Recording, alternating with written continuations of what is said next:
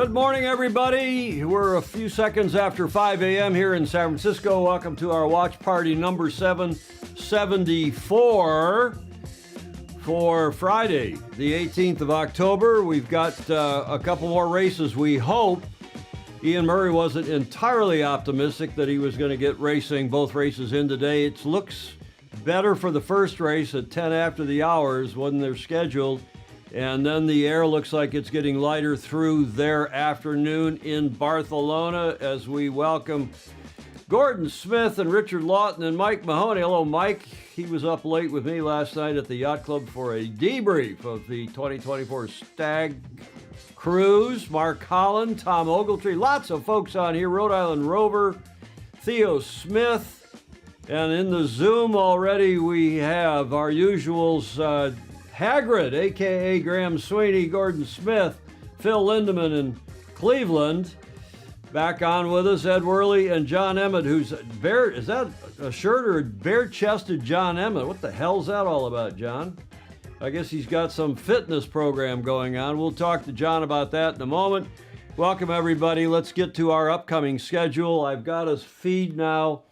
I see out of, we're going to go to the VPN and YouTube feed today out of London because, we've got it now on ESPN Plus. I'm going to take to that just as a backup because you just never know. Races 7 and 8, we want it in English, not in Spanish. But nonetheless, we've got it there coming from London on their YouTube, your YouTube GB. Friday, we're doing this show number 774, races 7 and 8 today, this watch party. We will have no regular show this afternoon. It's just too much on to do that today, Friday the 18th. So no regular show at 1300 Pacific today, 2000 UTC. Saturday morning, tomorrow morning, we'll have races 9 and, if necessary, 10. At 0500 Pacific, again, 1200 UTC, and if necessary, we'll have more watch party racing on Sunday morning, also, of course, at 0500, and possibly even on Monday. There is racing scheduled now the next 4 days, today, Saturday, Sunday, and Monday, and then it should be over one way or another by Monday, unless the weather doesn't cooperate. So let's see what we've got going on. This, again, is Watch Party Day 5 for races 7 and 8. As you all know, the Brits are up 4-2. Sorry, the Kiwis are up 4-2. The Brits having won 2 races a couple days ago and re-energizing this series. We're watching now the preview coming in on the stream via YouTube from London, VPN. And I've also got it on the cable, so that's good news. We do have a backup in case one or the other goes south. Let's go to our Zoomers. A lot of people in the chat. Let's go to our Zoomers and start with Zoomer number 1 in Shetland and Scotland in the UK. Graham Hagrid Sweeney. Good morning or good afternoon to you, Graham. How are you? Sorry, I got your mic on now. Go ahead. Yeah, I'm fine, thank you. How are you? You've got your chicken back there behind you. You've got your pillow, I hope. You got all your accoutrement. Yeah, it's all there. The entire circus has arrived. What's your prediction for the racing today? Oh, you're a tough taskmaster, Tom. 4-2, so let's. King Charles has just arrived in Australia. Pedro Foiling Sailor is saying so. We're wondering if he's tuning in and watching his team in Barcelona. Jamie Hutchison's on in Saratoga Springs, also cheering for the Brits. A lot of people on here cheering for the Brits today. How about you, Gordon Smith, in Copenhagen in Denmark? For whom are you cheering? As if we didn't know. Well, of course, I'm cheering for Ineos. I think fantastic race series. Looking forward to it. I'm very interested to see what the west wind's going to do, where the chop is. Is it going to be wind against wave, or I'm interested to see how that plays out on the course. It's a westerly breeze for the first time that I can remember. The breeze coming in from the shore, so it's an offshore breeze, which means it should be quite shifty. It's going to go to the southwest, according to Ian Murray. So we'll see how that all pans out as they're showing us now the race course on the live stream. Brett Fruin is joining us again from Beijing. I think he's our most western, at least relative to us. Plenty of breeze. Look at that, 13 plus knots. Ed Worley, good morning to you. You're down in SoCal. What's your prediction for today's racing? I think they will split the races. Split? 1 and 1. Yep, 1 and 1. Okay. Well, we'll see. Philip Lindemann, that's a much better camera shot of you. Philip's are not a big keen racer, but a keen fan of the America's Cup. His perspective is always interesting. Good morning to you, Phil, where it's 8 in the morning in Cleveland, Ohio. Yes, we're all celebrating the baseball win over the Yankees last night, just about 3 blocks that way. So I'm right downtown. I must stay with my 7-6 prediction that the Brits win. Yeah, they need to probably take at least one today and learn something. Okay, well, we'll see what happens. Thanks for that. John Emmett, welcome to you. Our play-by-play man is back. He's got to go yacht racing tomorrow, so we may not have him tomorrow. But, John, what are your thoughts about today's racing? I think it's going to be difficult from the racing point of view. As anyone knows, offshore breeze, it's a bit more rolling the dice. Choice at the top gate actually will become more key. That weather map or wind map, as it were, was quite interesting because I think it'll be a lot more variable. The thing for me, and I'll talk about this when we go to live broadcast, I think potentially Ineos will have much improved their tactics today. Much improved their tactics. What makes you say that? No, so from a coaching perspective, when we go into attack, we're looking at coming out at full speed at as sooner time as possible. And I think what the Kiwis have been doing, and we're going to be into live racing very shortly, what the Kiwis have been doing is just putting a little bit more speed into the start of attack. So just like you would do in your 505 or your 470 or even your Ilka, you bear away very slightly before the start of attack to get up to maximum speed before going into attack, because losing that bit of time getting the pace up is actually a good cost saving on how long it takes you to build speed afterwards. And let's see if they can do that, because I've spent a lot of time trying to work out the difference between the two taxes. And I think the VMG is a false indicator because it included that tax. And I think Ineos was the same or faster. But we're into the pre-start now. And Ineos, I would say, is bang on time and at really top speed. So by coming in at 40 plus knots, it means you're definitely going to make that cross. And that's nowhere near a squeaky bum time. I suspect we might end up either quite high or quite low in the box. And it's interesting to see that the Kiwis are trying to engage, and just being that close, that's in a lot of exhaust from Ineos. Looking back over previous racing, I do suspect that they've tried to get a penalty. And that was why we ended up having that flop down with the Kiwis. But both boats down to around 20 knots. And doing that tight circle, and it is a test of the boat package, who can do that tighter circle and stay on foils. At the moment, Brits over 30 knots coming out, but their speeds are up and down. And one of the reasons that I believe they got that tight penalty that caused a lot of controversy, if I can say that, is actually the Kiwis were able or willing to do a tighter turn with both engaged. Under a minute, GBR is currently in the chase, but the wind does look more even across the course. But I would probably still favour the leeward boat being tucked up tight. It's not until you get to the top of the course. At the moment, the boats are pretty well gapped off, so it's a time and distance. So GBR probably going to try and stay here and just keep John, the breeze is supposed to go left. It's supposed to go from the west offshore to southwest. Do you think the left side of this track is favored? The short answer, no. The racing is so short that a persistent shift actually probably managed to express itself as one or other. I think the key thing is really going to be the start. We have the Kiwis pushing. They are pretty well gapped off, but the the Brits are going to be starting more or less in the middle of the line. So we have, and it's overused cliche, but we have a drag race now to the boundary with the Brits coming off marginally faster. I do wish they'd show us VMG, but that 20 meters, that would say to me that the Brits won the start. But because of the gauge, the gap between the boats, even though the Kiwis are losing distance relatively fast, I think they can hold it all the way to the boundary if they wish. Kiwis now into very slightly more pressure, and it's going to be hard to see that. So as soon as one boat goes into a little bit more wind than another, especially downwind, but they can just gain or lose 10 meters very easily. So Ineos, surprisingly, putting the tap, it'll be a very close cross, so no way the Kiwis can go on them. Okay, well, I stand corrected. That's the beauty of a live broadcast. And that could really be a race-winning move, because the Brits have no choice but to tap back.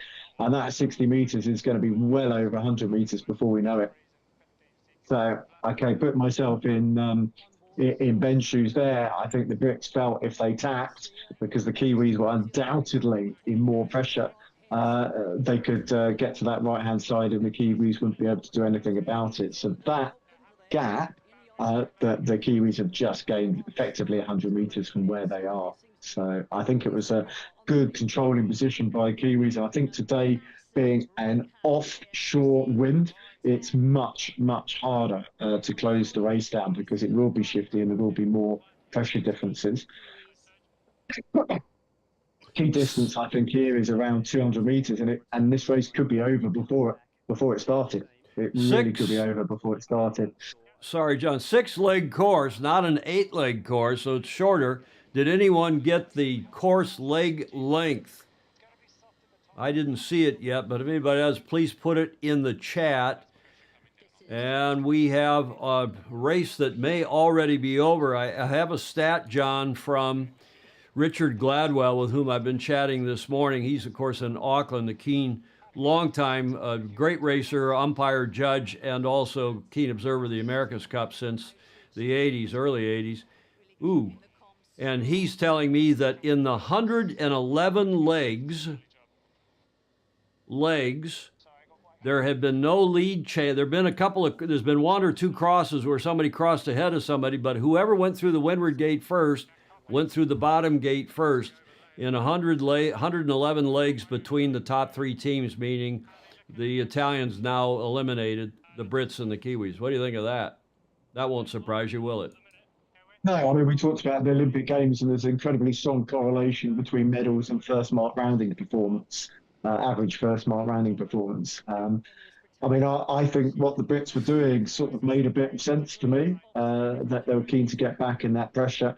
I think there'll be a lot of people who are surprised, as I am, that the Kiwis managed to put in an early slam dunk. While we've been talking, the lead has really shrunk again. So thank goodness we didn't get to over 200 meters, because whoever you support, we want good racing. I haven't really seen the wind map, and unfortunately they're not showing us clearly the live picture as to which gate had more breeze on it. I do suspect the Kiwis, with their natural style, try to stop the split usually. So it just seems that I put the commentator's curse. Whenever I say the opposite happened. We had it before with the easterly, that the right-hand gate clearly had more pressure. And if you look, you can see that there is big differences. There is big differences across the course. I suspect that wind map they put up earlier changes a lot because of the topography and the high buildings. The Brits did definitely have a slight edge, all being equal downwind. But I mean, it's a very slight thing, and the problem is the leader can just put their heads out. So it looks like, again, looking upwind, right-hand gate was the favourite. So I'm surprised that the Kiwis gave that up, because there's always stuff that we're not aware of. One of them is the lead boat. If you can be one jibe ahead, and you're forcing additional sails through the gas. The other thing is show us that again, John. We had bar karate going on there. Show us bar karate. So if you're one jibe ahead, and then you're always having them crossing behind you, and then crossing behind you every single time is potentially 1.52 seconds loss, as you have that boat speed bled off going through their gas. And that's why when the leader is leading, they can just put their elbows out and make it very hard for the chasing boat. And ideally, they get to choose the correct gate downwind. But I mean, Ineos here is keeping it close.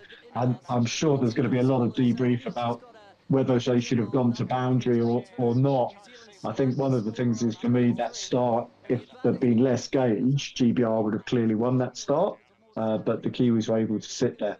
But it does look to me like there's big differences in pressure across the course, and the New Zealand boat's just getting to slightly more pressure as we get down here. The Mark Holland telling us that the legs are 2 nautical miles. Mark Atchison confirming that the course axis is 295 degrees. Bobby Steele, our weather guru for the Governor's Cup, thinks that the right side of the track is favored, and maybe that's the same as we've seen in the past, John. Yeah, it could be. I mean, I was a little bit late to the entry, and this is the reason you spend so much time sailing at a venue. So you know what it's like in a northerly, what it's like in an easterly, what it's like with a southerly, what it's like with a westerly, and at least you can probably pick together the pieces. For example, if it's a southwesterly, and you know that it's between two winds. But very clearly, that bottom right at start time had slightly more breeze, because we saw the Kiwis were falling back, and then they got into the breeze, which the Brits didn't. And they were making a slow gain. And I don't know whether that was just more breeze on that right-hand side in the bottom third of the course, or whether there was less breeze on the left-hand side in the bottom third. I know those things sound identical, but tactically they're really not. GBR here will be hoping it's possible to have a good split. And I think the race teams have done very well to keep the course and the marks relatively equal. By jibing here, the Kiwis mean the Brits have to do an additional jibe or follow. And we know the manoeuvre at the bottom, where you do a jibe shortly followed by a head up, is more difficult. And I think the closer you are to the water, the less you slip, but the more likely you are to hit the swell. And that's pretty convincing so far by the Kiwis. Brits would go around what you would say from previous rounds is the favoured side. But it's interesting, even with the westerly, it looks like that top right-hand side of the racetrack, there's a nice bit of wind, but possibly very close to or even above the ley line. I actually had it racing in Barcelona myself a few years ago. I kept on chasing wind. It was actually just off the course area. I would have been much better to forget about it, but you always know these things in hindsight. The other thing, the proximity to the land with the 2 mile-kilometre course, you would expect a slight bend across the course due to the land, but overall there's a lot of high landmarks there.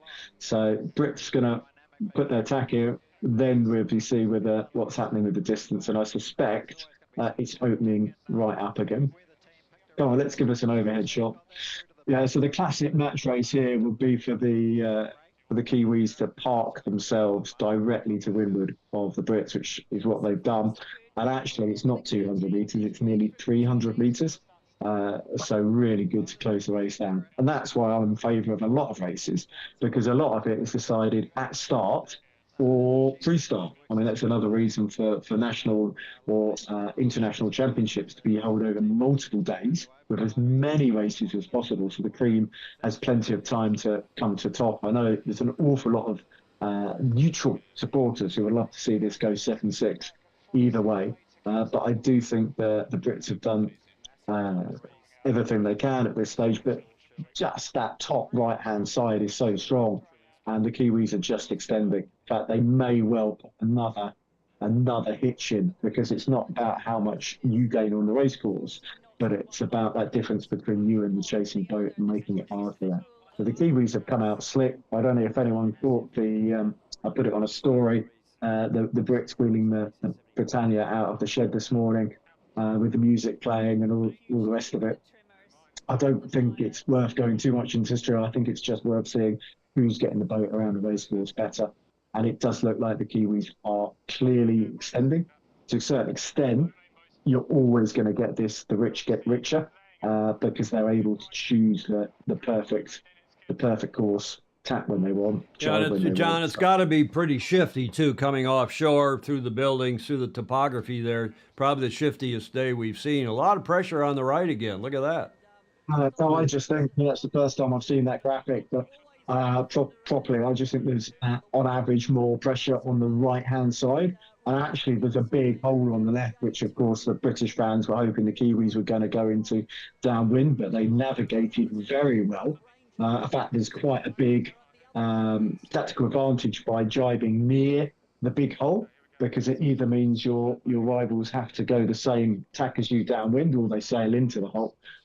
So you've got a choice there, lesser of two evils. But I mean, it's getting up near 500 meters here, and you would expect westerly to be quite shifty. But if the pressure is making it a one-way track, obviously the first boat into that pressure at the start, which was Kiwis, has a big advantage. And I wish they would just show us the overhead shot now because we must be getting close to that gate. I mean, we will get some concertinery as the Kiwis get to the top of the course that's slightly lighter, but it's actually the time difference between the two boats, which I think is key. And yeah, this was a proper match race at the start, and it was a surprisingly close cross.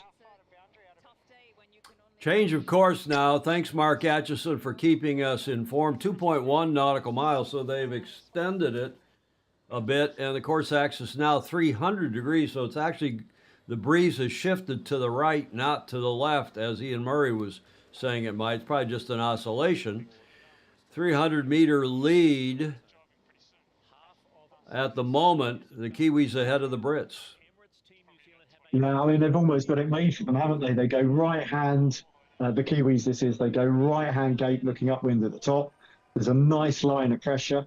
If they hold that line of pressure all the way to the boundary, they go through a small period of average wind, and then they're straight into the next band of pressure. So it's really difficult for the Brits because they don't want to do the opposite because they potentially can end up out of phase and hitting that big lull out two-thirds the way down the race course.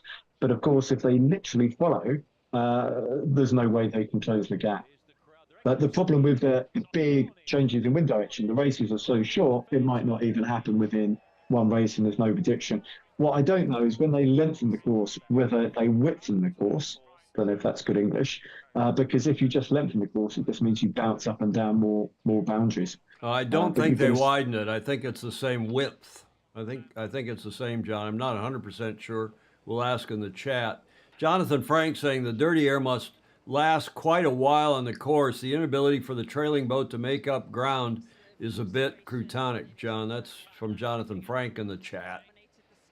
And John Bosley is saying it, the truth of the matter is the Kiwis just look faster today in what appears to be fairly flat water. It's uprange a bit, I think to 11, 12 knots.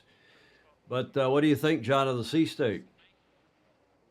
To be honest, I think it was all about the start. I mean, you can only compare who looks faster when they're in the same breeze. And in fact, if the lead boat doesn't extend, I would say you argue they're slower. But I think the positioning of the Kiwis has been superb. Look, they're straight into that bit of pressure now, and it's not about being a good reactive sailor. It's about being proactive, and I think they're obviously thinking 3 manoeuvres ahead.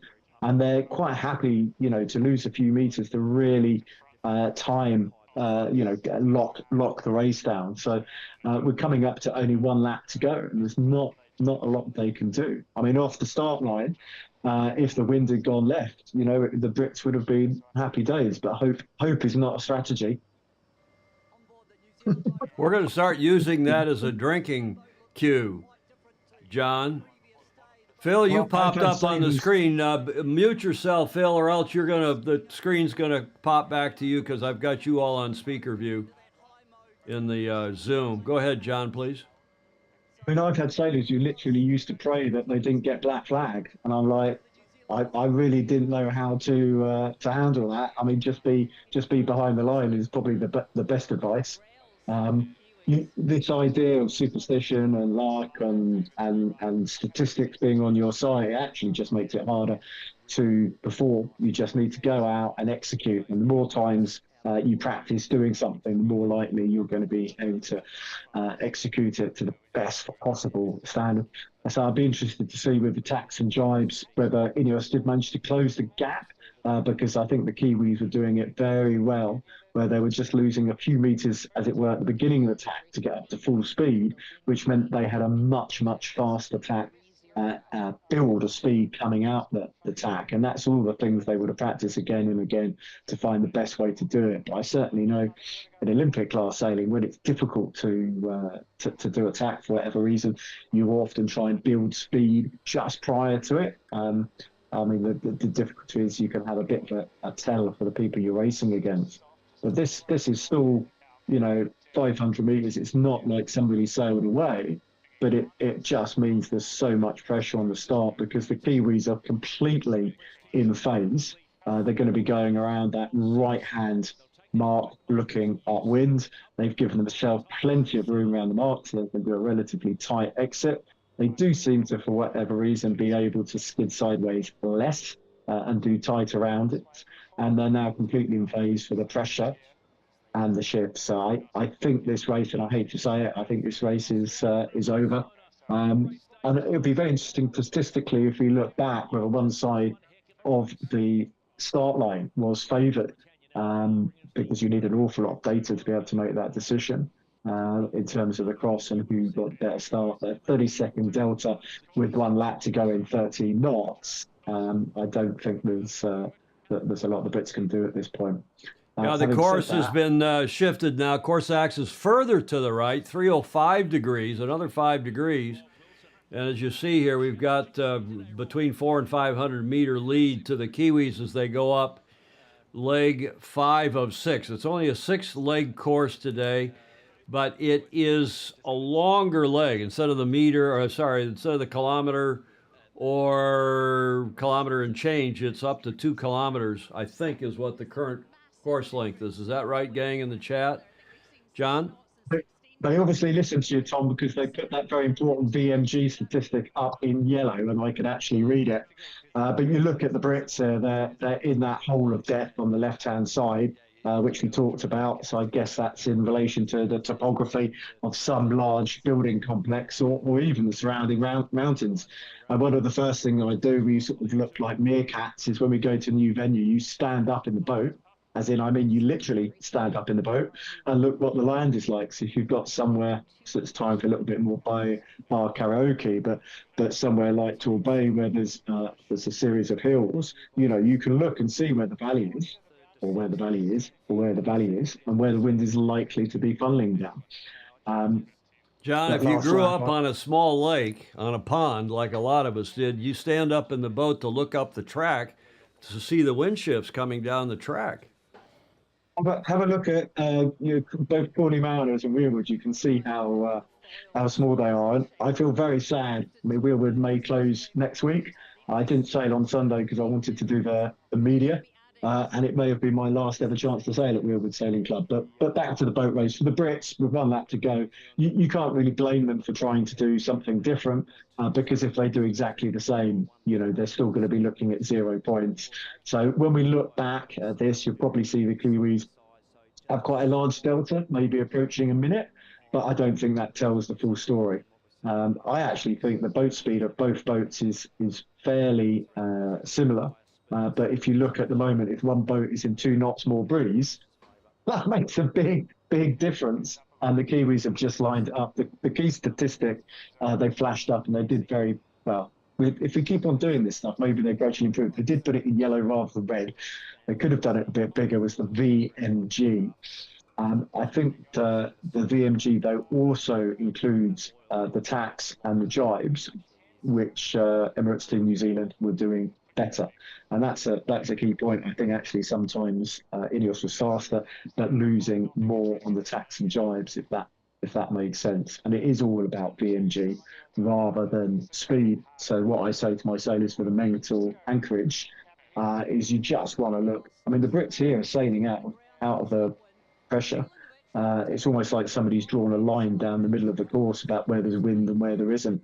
And we had that at some of the Olympic qualifying events where they tried to squeeze 2 race courses into a place that used to have 1 race course, and it would mean that there'd be wind, only really a good wind in one half of each race course, and people on alpha and beta would end up coming together. But yeah, I mean the Kiwis were only extend from here, but that VMG, I said, it does include those manoeuvres, and I think that the Kiwis were doing with wet buoys and slicker. I think that the hollow shape of Ineos probably just helps the boat come up a little bit more, which potentially, gives you a faster boat that's more likely to slip sideways. Sort of the opposite of ground force for an F1 car. But I'm sure cleverer people than me are going to be doing all of that analysis. But if you look with the Kiwis' right-hand gate looking upwind, it's almost like they've got a line of pressure just waiting for them to come down, and I don't think Ineos can do anything from here. So time for a quick reset, and I think it will be all about the start. If you're the right-hand boat, you just need a really good amount of gauge. I think starting close and then having to immediately tack is very difficult. Or if you're the left-hand boat, you need to be super tight to slow them. But I guess if the wind pattern remains the same as it is now, we're going to look at both boats wanting to start by, let's call it the committee boat end.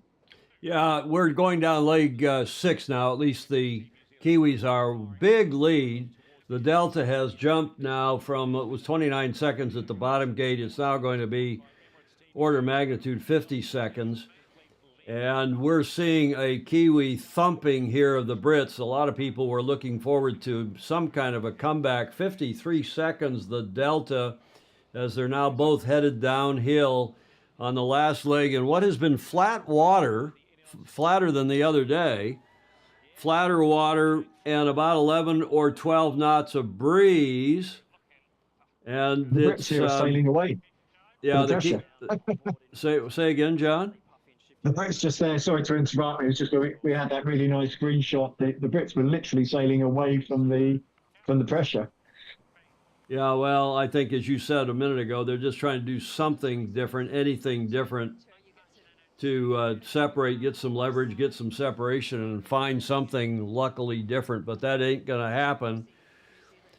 We have Bob Steele saying the Kiwis have clouds doing their weather. That's Dr. Roger Badham, who's one of the best in the business, no doubt. Breezes jumped up. Mark Holland is saying it does look a little breezier now, 13.3 knots, he is saying.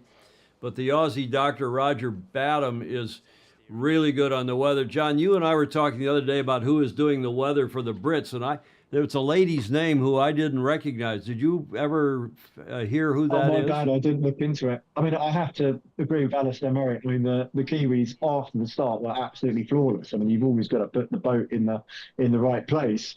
But as the lead boat, you do get that first. Yeah, voice. That's what Alistair Murray, Mr. President, Alistair, the president of the Australian Sailing Federation, flawless by the Kiwis. It's not just about the start. Certainly their speed looks good too, John. I think they're far more evenly matched than the people would say, hence Benaz's irritation at that question the other day, which I think will probably be one of the things we remember about the Cup for a long time, just like 2011 and so on. But yeah, I think with the start, I think that right-hand boat does have the advantage, and Clouds is just, I mean, he's possibly the best meteorologist in the world. It's always a bit comparing apples with oranges, but having that knowledge in your back, I think they've both got the right packages on today. John, here's a question from John Dodge. If the right was so obviously favored, I mean, maybe it wasn't obviously favored, but it looked like the Brits wanted the left end of the line, whether they thought the pin end was favored or they thought getting over to the boundary would be an advantage. But if it was obviously favored to the right, why did the Brits not fight for the right side at the start instead of heading for the pin end? I think they thought that because they had it when the right side has been favoured, that you come off, you'd won the drag race, and then you had made the crucial cross to be the boat on the right. What they were trying to do was throw a lot of gas towards the Kiwis and to have them really close, but the Kiwis managed to gap off. And just like fleet racing, it's just a time and distance exercise. And the Kiwis were in that position, slowly losing until they got into that line of pressure. Because the nail in the coffin is obviously if you're ever off the foils, but the nail is at least sort of half tapped in if you get shut out, which can and does happen. So I mean, these boats, they're just so amazingly fast. You've got to remember there's a lot of gauge opens up very quickly. But yeah, this delta, it'll be about 60 seconds.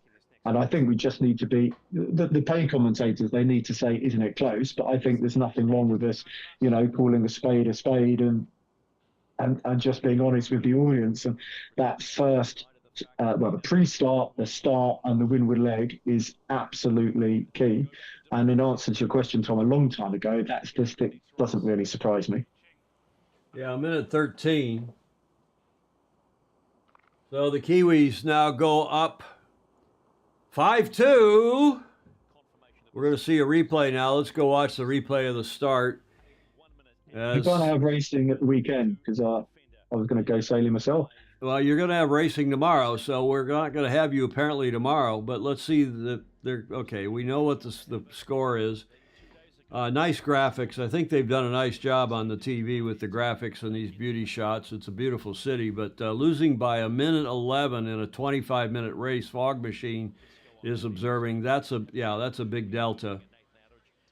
There was a minute 13 even. Fog Machine, who is Lance Burke here in the Bay Area. Will Farrell Green, statement from Team New Zealand. Yeah, it's a bit of a statement.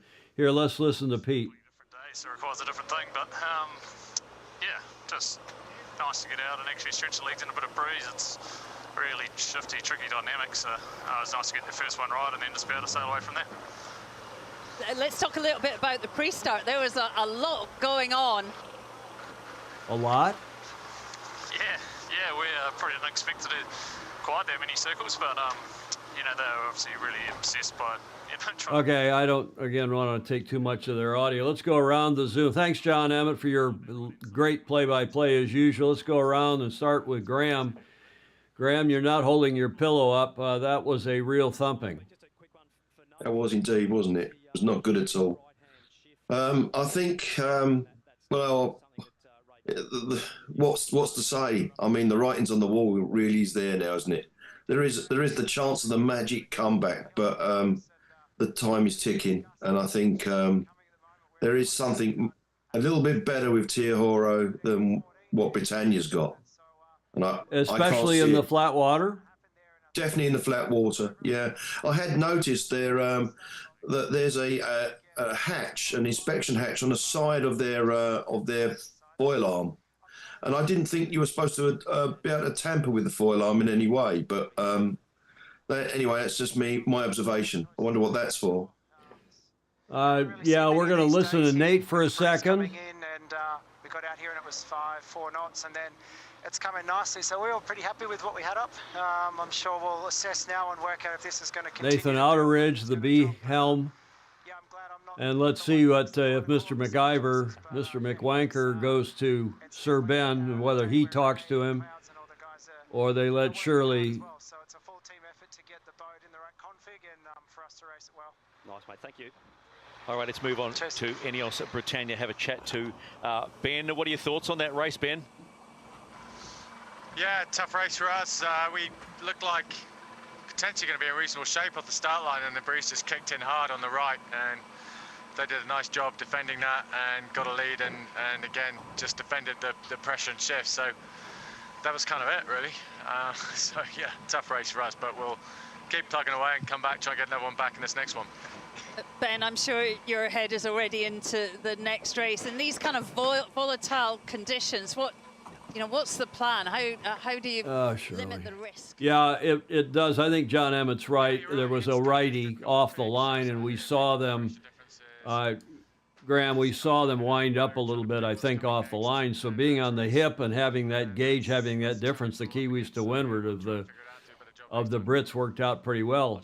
Gordon, let's go to Gordon Smith in Denmark. You've been the eternal optimist about the Eurobred and about the British team. How are you feeling now? Well, I am an optimist, but also a good sprinkling of realism, and that was a thumping. I think I've noticed a tendency where with ETNZ and LRPP, they're not. I mean, in this last race, ETNZ set themselves up for the windward end of the start line, and during the various stages, LRPP and ETNZ have always been very comfortable to head off to the right. Even sitting on the hip, they'll just go, and somehow they're either reading the water or they're just comfortable to say, hey, that's okay to do that. And you see here, we've got ETNZ coming in, and they've already got in their heads they're going right at some point early. Or the right-hand side is stronger. And I'm just wondering why Ineos, or in general the GB teams, don't take that as a viable option. I'm not there, and I'm not as a competitive sailor as any of these people, so clearly they know what they're doing. But I've noticed that LRPP and ETNZ find it much easier in their heads to consider an alternative, and they go for it. Ed Worley, what you're thinking? Yes, sir. Do you agree with Gordon? Well, I think Ineos is trying to drag race up on the left and be the first to the boundary. And they were trying just to go all out and be the first to boundary and tack in front of TNZ. But I think they had a better wind shift, and New Zealand got the better wind shift on the right. And it's a hard game to play because you get stuck in the boundary. You know, you don't have the ley lines you can play out. You don't have a lot of runway. So you're either faster than them or you're not. When you run out of boundary space, and you're stuck. And that's what happened, you know. Yeah. They ran out of boundary and they had to tack, and then New Zealand was right there. Well, and then, Ed, as John is saying, after that, the Brits just they can't really, because the leader's in control of the race in terms of staying in phase with the shifts or trying to sail to the side of the track that's got more pressure. And that puts the boat astern just trying to do something different to get some leverage, to get some separation. Phil Lindeman, let's go to you in Cleveland, a keen observer. How are you feeling about your 7-6 prediction at this point, Phil? Yeah, that's not going to happen. I didn't really see them even learn anything in that race. And, they might get a couple more. But I was just thinking, I was really hoping a few weeks ago when we were watching LRPP that we'd have that kind of event for the final here. And we're not getting it. But I love the sport. Can't wait for 2028 or whenever it's going to be. Okay, well, it might be sooner than that. They're talking about maybe 2 years, which is really tough for any new challengers. Mark Atchison is reminding us that for the Brits to win, they have to win 5 and only lose 1 the rest of the way. And yes, indeed, that is a big ask. But let's go back to John Emmett, who does not see this as a thumping. GBR's choice to do something different rather than just follow and lose by 18 seconds or whatever. John, you still feeling that way, that this was not a thumping? Absolutely, I don't feel like it was thumping. I mean, if the Brits just sailed behind on the optimum course, they would definitely lose. They'd just lose by a smaller margin. So what you're going to do? You throw a Hail Mary. The issue is, the more they extend the course, effectively, it makes the course much narrower. And it, in terms of boundary to boundary sailing, so it's very hard for a chase boat to get any sort of leverage. I mean, I just imagine what the comments would be from the folks at home if after the first mark, Ineos just followed the Kiwis for the rest of the race because it was in phase. I think those comments at home would probably be far worse. Yeah, well, good point. We've got about a 25-minute break now because I'm hearing from Claire Harrington, Vice Commodore Harrington, who's at the American Magic base at their beautiful hospitality center, that the next race is scheduled to go at 14:10 Barcelona time. It's 15 minutes before 3 p.m., so we got about 25 minutes now before the start of this next race.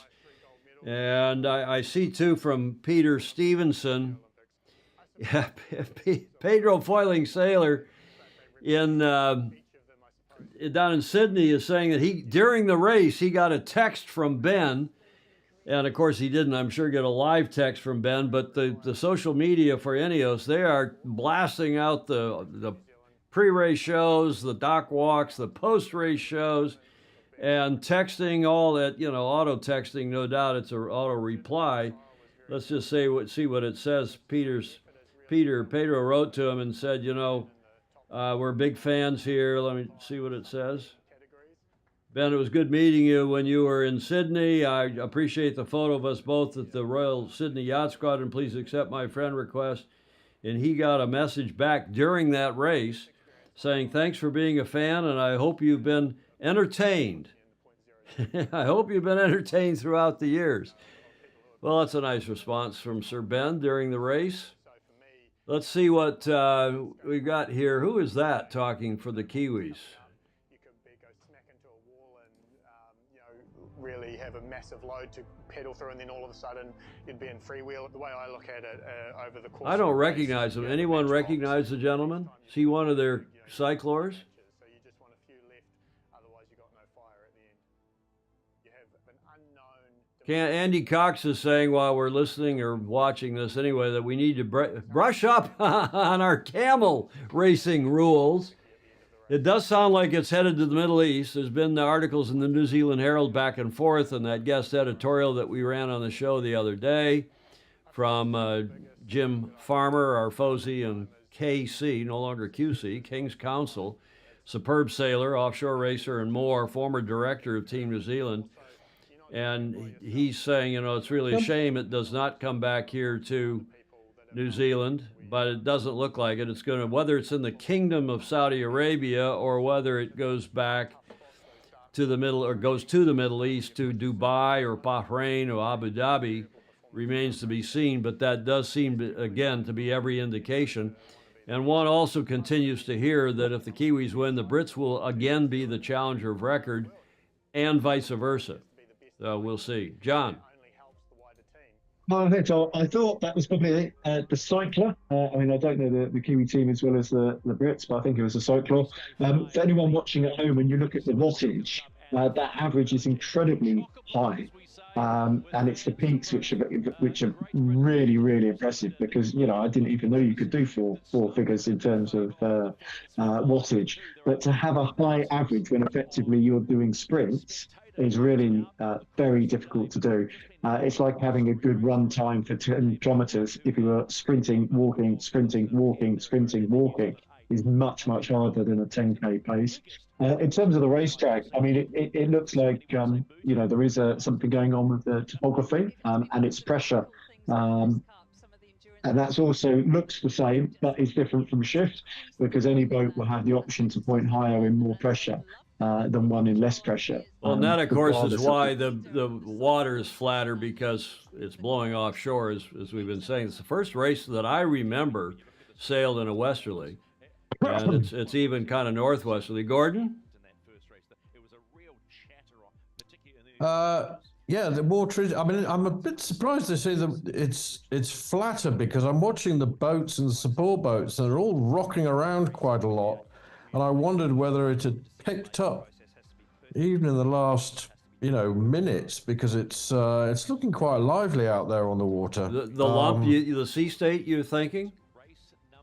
Well, that's my impression. I could be wrong, because I'm sitting here at home on the sofa, but it looks quite lumpy. As I said, that was a big thumping for Ineos, and I'm just wondering about this reading of the course and the sail selection. Ineos somehow don't seem to have nailed that, and it's a question mark, as you've alluded to. Could it be the weather service, the weather advice they're getting, or Yeah, I don't know, and I don't know who that weather person is, but we've now identified the person. This is Luke Parkinson, who's a cycler. We know Luke from Ineos Britannia. He's now on the show here as they're doing packages, obviously pre-recorded packages to fill in the time. We've still got 20 minutes now to the scheduled start of race 2. Looks like enough breeze to get race 2 in, so Ian Murray worrying about race 2 unless the breeze really does skedaddle. Maybe Bobby Steele or Lance Burke can give us an update on what they think the breeze will do. Richard Gladwell, however, who's in Auckland, with whom I've been chatting since about 0300 my time this morning, so the last better part of 3 hours, he's saying that was Hamish Bond, the Kiwi cyclor, very thin face, bony face. He's saying that's Hamish Bond, obviously very fit, who is a multiple gold medalist in Olympic rowing. That's who that was. Mark Holland is saying that in the NZ pre-race touchdown the other day, it appears now that the NZ mast did not rotate. Yeah, I saw that video too, Mark. I don't know what that was all about, if that really had anything to do with it, or if they couldn't get it to rotate after they'd already splashed down. It was not clear to me whether that was what the cause and effect or the sequence of those events were. J. Frederick Bland down in Austin, Texas, saying to have the Middle East involved with their nations constantly involved with war against each other and pirating, attacking shipping is a bad look if not tone deaf. Yeah, well, there's some other problems there. Hi, Bruce Nelson down in San Diego. He's up early and, again, an expert naval architect and a hell of a good yacht racer or sailor whom I've known for 50-plus years. He's saying it's a southerly swell. So, Gordon, I think to your question or comment, it is lumpier because we've got a westerly breeze and a southerly swell. TNZ, Graham Sweeney. Let's go to you, Graham. You're saying that TNZ made the better call. The Brits spent too much time trying to control the Kiwis. You're talking about in the pre-start of today's race? Yeah, I think they were trying to get too close and trying to control the Kiwis at the start, where the Kiwis had pretty much decided where they were going to go and left the Brits to it. It's a matter of sailing your own race and knowing where you want to go, isn't it? And I think the Brits had just got the head out of the boat, but they weren't looking up the track. They were looking at TNZ. Indeed. And Claire Harrington, Vice Commodore Harrington, who is there, she's at the team base, I don't believe out on the water today, but she's saying it's definitely not as lumpy as it was on Wednesday, which I think we can all agree and see. And Fog Machine Lance Burke is agreeing with Bruce Nelson that he's right, that the southerly swell with a northwest breeze. And Mark Holland chiming in, sea state is 0.8. I think is that a foot or a meter, Mark? Is that 0.8, 8/10 of a meter? So at 5 seconds, but it's not aligned with the wind. Okay. J. Frederick Bland making a joke. If the key weatherman is clouds, that is Dr. Roger Badham, Ineos must be scud. Well, the guys, I haven't talked to anybody on the British team, but at least they give they have a stiff upper lip. They've been complimenting their weather person. I believe it's a woman, a lady. They've been complimenting her in the weather calls that they've had to make. But as we've all seen, Ed Worley, you know this from your long history in the Cup, getting the right weather call so that you can get the right, first of all, the longer term weather call, meaning kind of mezzo, so you get the right mainsail up, and then the near term weather call, which end of the course or which side of the course is favored, and which jib to put up pre-start. Pretty crucial, isn't it, Ed? Yeah, that's what's determined a lot of the races. I mean, remember when during the IACC races and things like that, they talked about how crucial it was to have the correct main up. But at least with those boats, you can change your jibs as you go up and down the legs of the courses. These boats, you're stuck. You can't even change your jib. Well, that's been true though in the Cups. I mean, they really didn't ever change jibs in the IACC era except on a downwind leg. Yeah. So it's difficult because you really have to hit the weather mark on, and Clouds has been known forever as being really great at calling weather. I mean, how many Cups has he been involved in since '95? Oh, I think even maybe 87. I've done a couple of campaigns. I mean, I used to ride into the team base he was with us in Auckland in 03, I think. and maybe I can't remember, 2000 03, and I used to ride in. He and I drove him into the base in the morning because he and I were the two really early risers on the team. Me because I'm stupid, and he because he had to get into the base to do his job. John Emmett, John, let's go to you. You're saying that the meteorologist for Ineos Britannia is Jess Sweeney. I assume we have 3 Sweeneys involved here. We got Hagrid Sweeney in Scotland. We got Jess Sweeney, who is the meteorologist for Ineos Britannia. And we've got John Sweeney here in the Bay Area who's wondering if he's related to either of them. John? Go ahead, John. I was asking Graham if it's any relation, but he's muted. No, he's still muted. I'm pretty sure she's Australian, actually. Really? With an offshore background rather than a Olympic background. So I haven't actually come across her. But I said I beg to differ. I think the Brits try to win the start because if you win the start and then you have a simo tack, or you're far enough ahead, you can get to the right-hand side. It wasn't enough. The Kiwis are at the favoured side, and they just did a perfect race. And it's really hard to beat a fast boat in sailing a perfect race. And it's not really that relevant whether it's, 80 metres or 800 metres. I feel they just felt they had to do something different. The second race, in a way, will be more interesting because I think if it's staying the same, and when we're talking pressure rather than shift, it's very likely to, if it stays the same, you're going to see both boats really trying very hard, exactly the same spot on the line. And that'll be pretty interesting, and hopefully keep the match race purists entertained. I mean, I think the thing with SoGP, because you have a lot of boats around and you can't defend against everybody, there's always opportunities to pass both up and downwind, but with just 2 boats, a narrow course and a very long stream of gas coming off the back, it does make it incredibly hard to overtake, unless of course you're in the faster boat, in which case you would normally be in front anyway.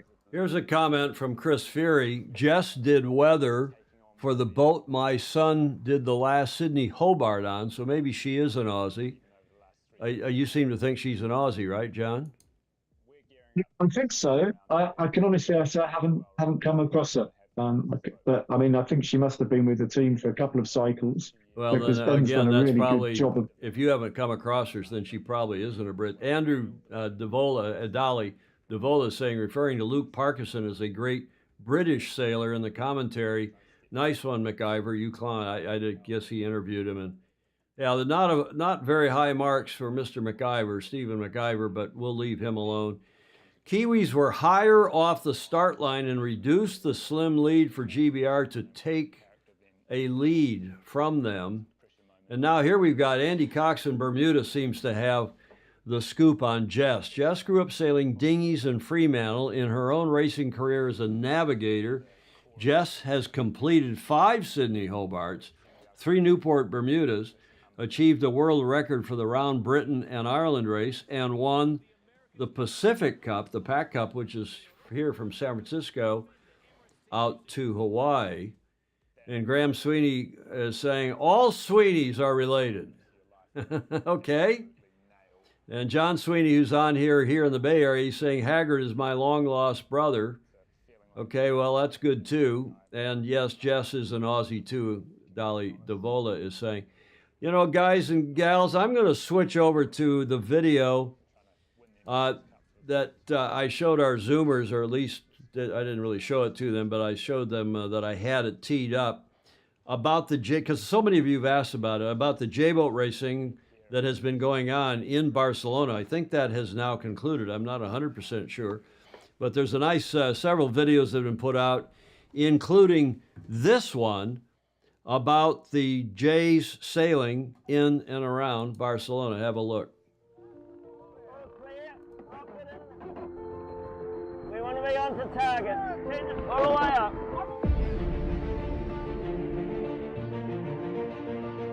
Well, back in the 1930s, the J-class were the cutting edge of technology. The latest materials, latest sails. Hey guys, are we ready to jibe or not? around the mark for ages. Just as relevant, you know, today as they were back then in the 30s. There's a huge parallel with us and the actual cut boats now.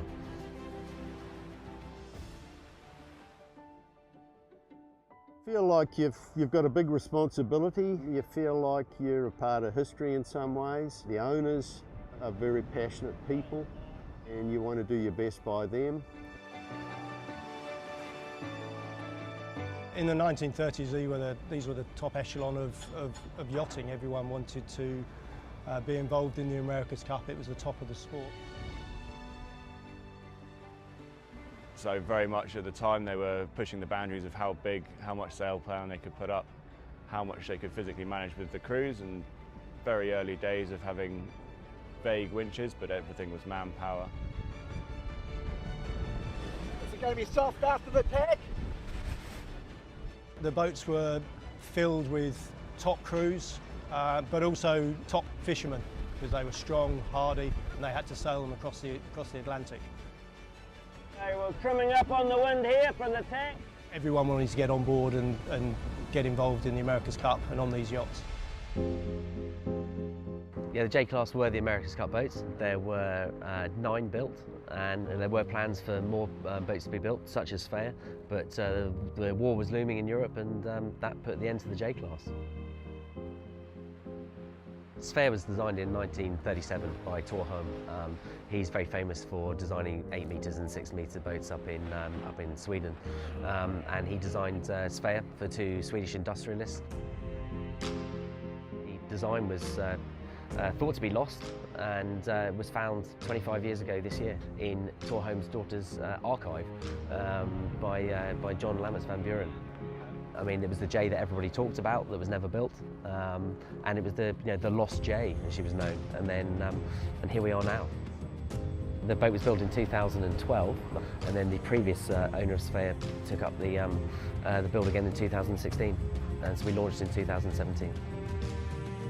Everybody looks at these boats and just looks at them and says, "Wow, you know, that's just an incredible bit of machinery."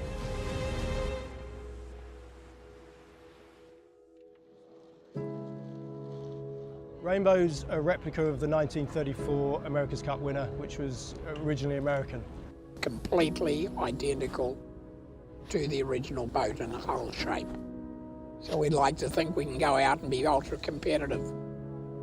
The original boat won the Cup in 34, won the trials 33. It was second in the trials in 1937. And then of course the boat was destroyed before World War II. We know the history and we want to be proud of the boat. Let's just sail on course for a while and let them trim. Rainbow sails during a regatta with 30 people. Everyone has a job. It's a choreographed ballet of yachting, of big people. Rainbow's a beautiful boat. We're custodians, and the owner's a custodian of the history of the boat. It's a real privilege to work on her and keep the class going and growing.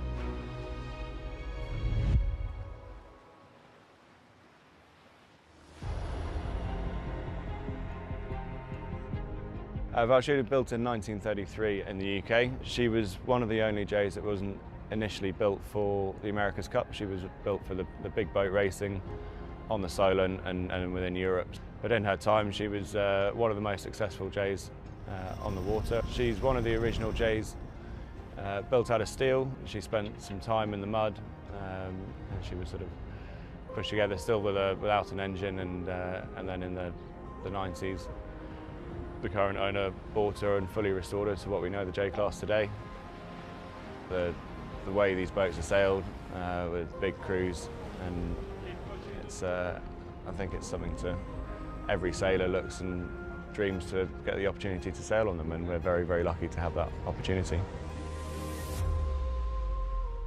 The J's are timeless. I think the J's will, they've been sailing for 90 years, and I think they'll sail for another 90 years.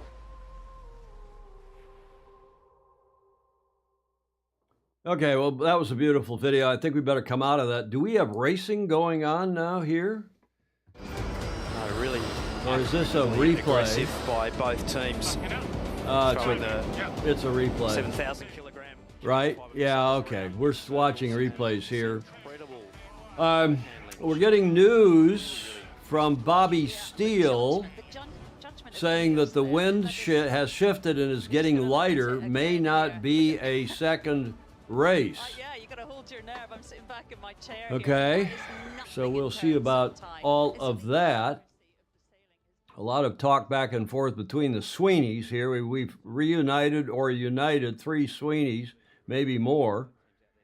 Nice to see a bit of history. Yeah, John Emmett, I agree. I think that was a great J-Boat video. So we're watching a replay now of, I don't know what race this is. Does anybody know what race that is? John, do you know what race we're watching?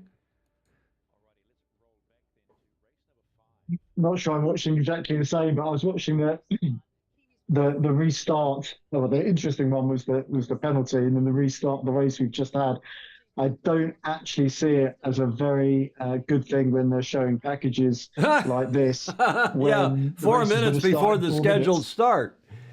Yeah, and they're not replying to me on YouTube. So unfortunately, my hope would be the wind has just clocked round and they're resetting everything. But one of the things they have done incredibly well is to reset the course quickly. So they may be waiting for it to settle down in a new wind direction. If the wind has gone round, it may mean that the pressure distribution across the course is very different as well. Because as soon as you get more into north-southerly, you get more into convergence, divergence, rather than pressure coming off the buildings. But yeah, you're actually watching a different feed to me, so it's quite hard. Okay, they've lost my feed on YouTube. I don't know why that is, if they think because of this, or if that video, maybe, let's see if it comes back, those of you watching on YouTube. Maybe that video, that J-Class video also was, maybe that's, last time we played a British video and it came back. Quick grab another VPN. Well, I'll go to the cable. There is the plug poll. There is showing copyrighted content. I don't know what that all means. If you watch us on Facebook, see if it. Okay, I'm back. Okay, it just came back on YouTube. It must have been that video from. That's the second time that's happened. We played a video from the British team, the Ineos team, the other day, and YouTube knocked us off the air temporarily, and now we're back up on YouTube. We're watching, we think now, let's see what the audio is. I'm over on ESPN Plus. Let's see what we're seeing. We're seeing also the same thing, saying that is the feed from YouTube, John, that you should be seeing in London, because that's off. I see you nodding your head. Yes, that is off. That is off your. That's a VPN feed from London on YouTube GB. So I think it was that video that we played that got us knocked off of YouTube. It's interesting. They seem to have copyrighted that video. There's different levels of copyright that you can do on YouTube, and that that J-Boat video must have been. Now we're suspended again. Rick Reynolds is saying suspended again, so I don't know what that's all about. I'll go back here and stay on, we'll stay on the cable. Hopefully that won't be a problem.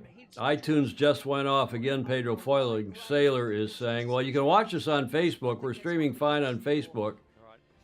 And Bobby Steele is saying, may not be breeze until Tuesday. For next viable race, it is flat through Tuesday. Although they're saying now, here comes race number 8. So why don't you try some Rod Stewart? I don't think we'll do that, Gordon. Yes, it's off again on YouTube. We'll switch over to Facebook, either my personal page or Facebook for Sailing Illustrated, because that's it. I'm sending it back to the Zoomers, our program feed, and that's ESPN Plus here. But it does look like they're getting underway, John Emmett. Facebook is fine. Cox suspended here in Newport Beach. Wonder what that means. Cox is suspended here in Newport Beach. Well, they may be, who knows what's going on. So, John, what are your thoughts about this next race? As you can see, it looks a little lumpier if this is live. I don't know you can't tell if this is live or not. Here are the previews of the cyclors and the helms and trimmers. John, what do you think? I guess as if they're into the preview, then we're going to be going racing very shortly, or they think we're going to be racing very shortly, because I always feel they don't do quite enough chat about the sailors. It's all about the helms, which annoys me because there are two helms. And actually talking about that in a slight segue, the future for the Italians, I think, is very bright with that young talent coming through, because those young drivers really help make the boat go faster. But less than 5 minutes to go. You can just hold your breath for about 1:30 now, because when we get to 3 minutes, the race is on. What I've noticed in terms of the course, because I did get a chance to look, looks very light at the bottom. Looks very light.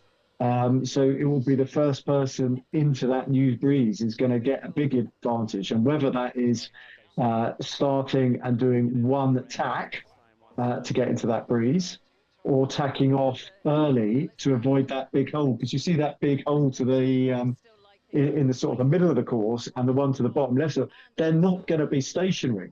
So this idea of being able to thread the needle when there's another boat fighting with you it is quite optimistic. But I would feel that all things being equal, starting towards the starboard end of the line now seems the safer option. But we've seen it before. When boats try and fight, one can easily end up off the foils. I think Ben is probably the more experienced max racer. But I do think that previously we've seen, in terms of manoeuvres, that the Kiwis have been able to be a bit slicker.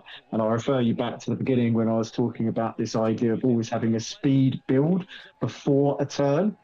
Which actually means you may lose VMG at the beginning of manoeuvre, but get back up to optimum VMG quicker at the end of the manoeuvre. Okay, John, so this race is live. We are hearing already. So what is the wind speed now? We're not sure, but it's lighter. Penalty buttons will be pushed, Graham Sweeney thinks, because the Brits will be coming in on starboard tack this time. And here's Melanie Roberts. It's a crazy place. Yeah, it's gotten lighter for sure, but it does look like race 8 is happening. By the way, we're back up on YouTube for those watching there. And the Kiwis, as I'm sure you all know, is leading. They are leading 5-2. John, talk us through the start, please. So I'm going to do exactly what I do when I'm coaching. I'm going to try and call it play-by-play, because it's very easy as a coach to do a sum-up video for your sailors where you knew everything ahead of time, which is, of course, not how it works. First boat going to be coming in 15 seconds. I think it's really important to come in at full speed, or rather over speed. And I wouldn't be surprised if the Brits come in late to try and get right in on that hip. I do think it's lighter, but we're still comfortably above the wind range where you'd expect to see people dropping off foils. GBR, I imagine, will be trying to just repeat the race, which we've just had. And there's a right-hand boat managing to aim the right-hand side. Pistol was quite honest. He said he didn't expect so many circles. I think I'd probably prefer the chat with Pistol, Nate as well. hang on. Pistol meaning Pete Burling. Pistol Pete Burling. Kiwi A helm.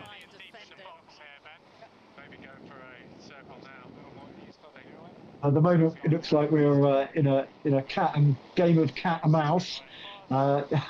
It's difficult to say when we look at this compared to traditional racing, who's the cat and who's the mouse, because that wing wash makes such a big difference, and it doesn't allow races to be closed down. But at the moment, the Brits are the pusher. Now, we've already had a precedent set for port starboard, so that's a cross. It's just purely based on the angle, and the Brits coming to push very close to this bottom right-hand corner. Bottom right-hand corner. So Brits are choosing to tack off and maintain that gap. So I think the Brits are looking for that right-hand side of start. Kiwis will now try and close up, and we still possibly have enough time for a hook. They've just lost the little flag on top telling us whether we're early or late. but now we're just getting a little zigzag. Ineos trying to maintain as much gap as possible, because in the last 10 seconds, or as many as you can, you want to be in overspeed, reaching down the line so you can slingshot forwards. Kiwis will be doing their best, and they're down to around 22 knots just to close that gauge, so they can be the team who decides when and where to put the bow down. So this shot here, it's quite hard to work out exactly how much gauge. Both teams are a little bit early. My gut feeling is Ineos has probably got enough leverage, enough gap that they can go. However, we have seen a higher mode, good high mode from the Kiwis. Wouldn't be surprised if the Kiwis are shown as the leader, as the boat more towards the pin end. But the real difference, this is a carbon copy, isn't it, Tom, of the last race, where the pin boat was 20 metres or so ahead. What will happen is who gets into pressure first. Now, if the Kiwis can get into the pressure at a similar time, they obviously have a lead for the Brits. The Brits are now on the right-hand side on port tack. And this is the difference, and this is obviously very much what the Brits were hoping to do last time, but that pressure was in a different place in the previous race. So in the previous race, it was more extended.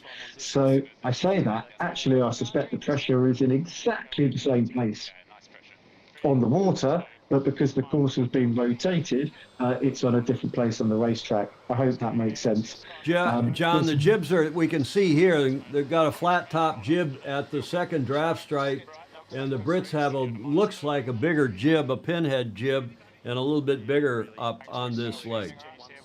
The Brits have always been with a pin, and then always with the flat top in these conditions. So it's a little bit like apples and oranges. This reminds me of racing in the Midlands in these small puddles where you have an island in the middle of the race course, literally an island in the middle of the race, because there's that big area of no wind, and it's going to be who loses the least. It looks like the Brits are sailing through it now, and the Kiwis have managed to sail another perfect race and have thread the needle between the two doldrums.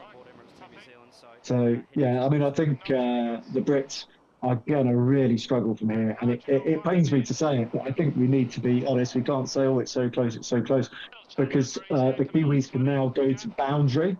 And this style of racing, I mean, it discourages lots of manoeuvres, when if you carry on in a straight line, you would definitely end up with a bigger lead. So the Kiwis carrying on, ignore the meterage, which may well be going down at the moment. The Kiwis carrying on to that starboard boundary. When they tack, they will be in more pressure and actually on a better angle. So hopefully they'll show you the Kiwi tack, and then I guess the meterage, which is currently going down, could start to really crank up. Brits at the moment just John, when you say meterage, course, just to help everybody out, not everybody on here has been watching or is a great high-end racing sailor. You're talking about the delta, the difference in meters between the two boats. So Ineos is very shortly going to be on port, and it shows the number of meters between them. And I expect you're going to see the number of meters starting to rapidly climb, simply because Ineos is in a lot less wind. So all the time they were going to the left, they were gradually reducing that meterage, that delta.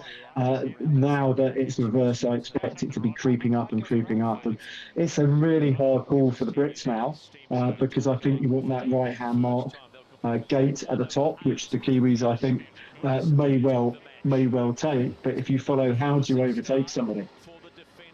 Interesting, the Kiwis were laying the gate and chose to tack in front of the Brits and protect the downwind left, the upwind right on this next leg, John. Certainly, that's what I would advise. Better to be on the favoured end of course and throw in one more manoeuvre. And I think the Brits probably, the race they won, they could have probably extended more if they had done that. I think all the teams have got better at their manoeuvres, so they've lost fewer meters. But we don't know what's going on in the background, whether they actually have that power to trim the sails.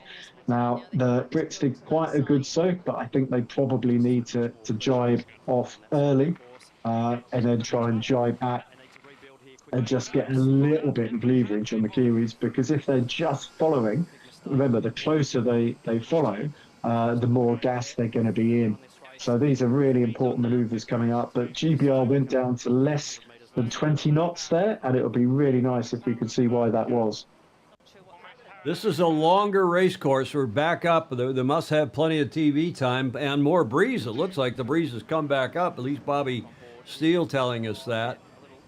There's a bit of a touchdown there on the Brits, but we got an 8-leg course now, and we had Delta at that top gate of 15 seconds, John. We're just trying to watch the replay, and it's really hard to see what happened there. That's a lot of meters that just got washed off. I mean, it's a high-pressure jibe, and they're literally on the same angle now as the Kiwis, and the Kiwis are just going to extend because it takes a long time to get back up to full speed.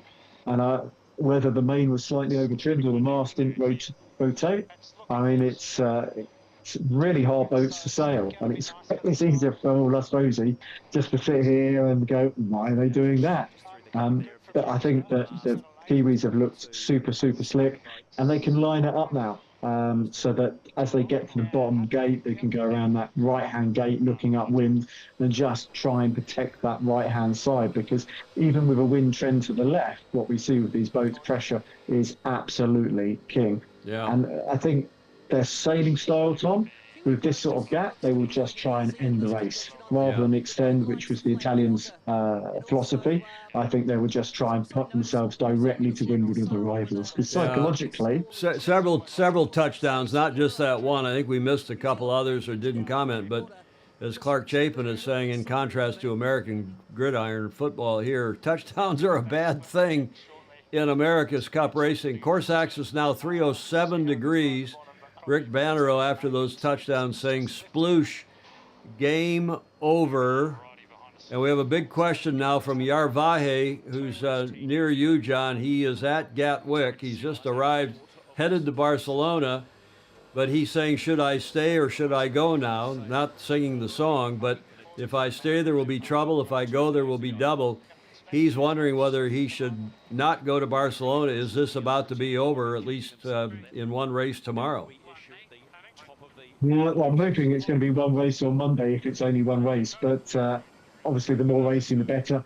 Kiwis are just tucking into that. Why do you say Monday? I mean, they're going to race tomorrow, and if they go up 6-2 here, all they need is one more win. That would be tomorrow.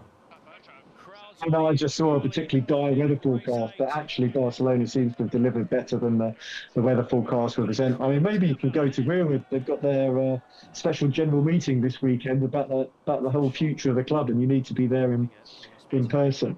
But yeah, the Kiwis, once they're ahead, they don't take. I don't think I get a finger wag for this, but they don't take the foot off the throat. And they don't take the foot off the what? The throat. The throat. Oh, that's not going to get a finger wag. Julia's watching upstairs.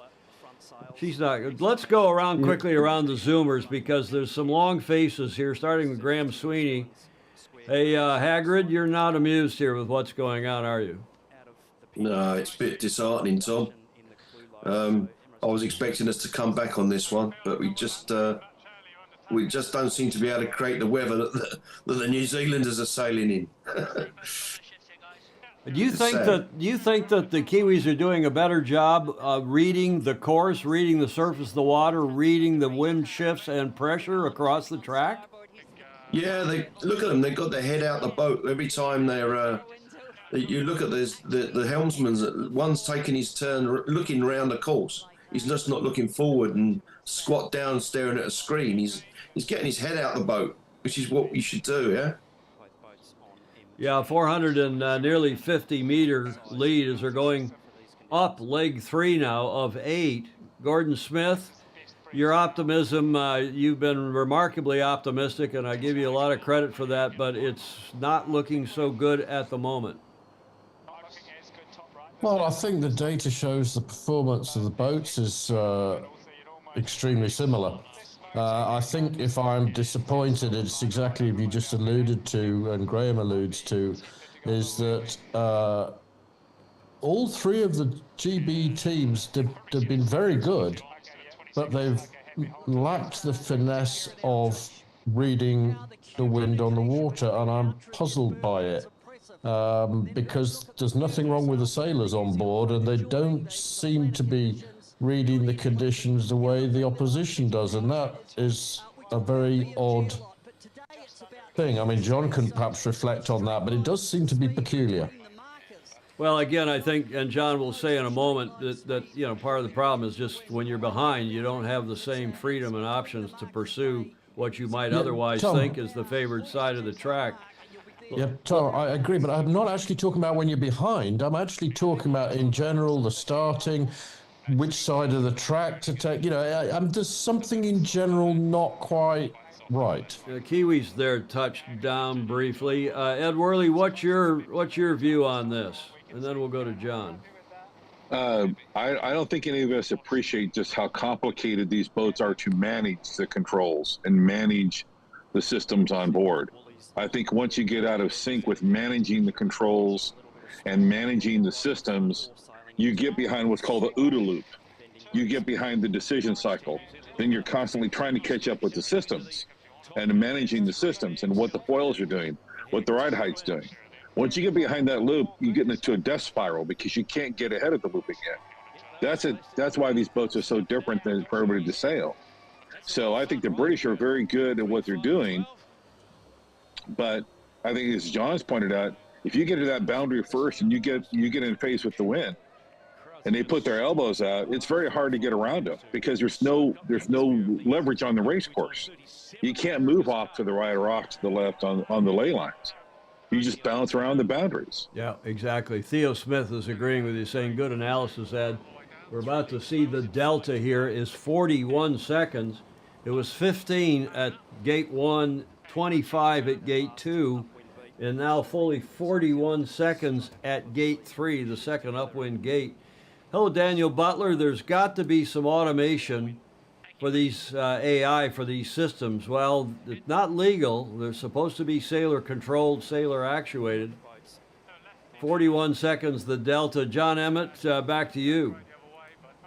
They're just going to do the quick right to reply. I think Ineos know exactly where they want to be on the race course. But their rival was there already. And I think it was as simple as that. Well, Yarvahe is saying it looks like a train back to Portsmouth. He is going to abandon his return. He's been in Barcelona, I believe, but he's going to abandon that now and head back on the strength of this apparent, it looks like it'll be another win by the Kiwis, who are now leading by 650 meters, give or take. And the breeze has not only not diminished, as Ian Murray feared when he gave the briefing to the media this morning, but Mark Holland is telling us the breeze is up now to 14.2 knots. In fact, that's what it's showing here on the TV, too. Hey, Phil Lindemann, you've been patiently watching in Cleveland, the big America's Cup buff fan that you are. You probably wanted to see this go a lot more races because you were predicting 7-6. Have you revised your prediction, Phil? Yeah, Britt may get one more win, but I think that's about all they're going to get. Just wanted to say I don't think I can Zoom again after today, and it's really been a privilege to be a part of this in some small way. I really look forward to the next America's Cup. I'd like to know, they're talking about just 2 more years? That's some of the chat. I doubt it. I doubt it's going to be that quick because if they want other teams in here, especially new teams, there's just no way a new team can get up to speed. So I think it'll be more like 3. I think we're talking about 2027. And remember, in the even years, there's Olympics. There's, the Winter Olympics. There's also World Cup soccer and other events. So the odd years are generally better years in which to run the America's Cup from a marketing TV standpoint. Phil, we'll miss you. Thank you for coming on. We appreciate it very much. Bye-bye. Ciao for now. Pedro Foiling Sailor, if NZL win this race, I will Zoom for the race tomorrow to lighten the disappointment for all the Poms watching, all the Brits, watching the last AC race of this year. Well, we'll see, Peter. Peter, of course, is an Aussie down in Sydney. Alistair Murray, I'm racing my Taser the next 2 days, so he needs his sleep. The large woman is warming up her tonsils as it's 30 minutes after midnight in Sydney and in Melbourne. So he's going to bed. Mr. President, Alistair Murray, will miss you as well. The delta at the gate 4, Mark Atchison, was 36 seconds. John, if you were coaching this team, what would you tell them tonight? That is the Brit team. As the Kiwis look like they will be on match point tonight.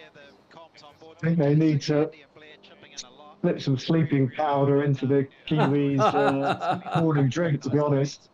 I think it's difficult. There's a lot of chat actually already on YouTube about when the next AC is going to be, because I think they are trying to do it in a 2-year cycle, and they get teams involved with the AC40s, and then after that the AC75s. Personally, from a bias point of view, it'd be good if they missed the Olympic year. But yeah, I think the VMG stats we're seeing would be very worrying for Ineos. Now, part of that is that their course route, they're not going the optimal route because somebody's already going there.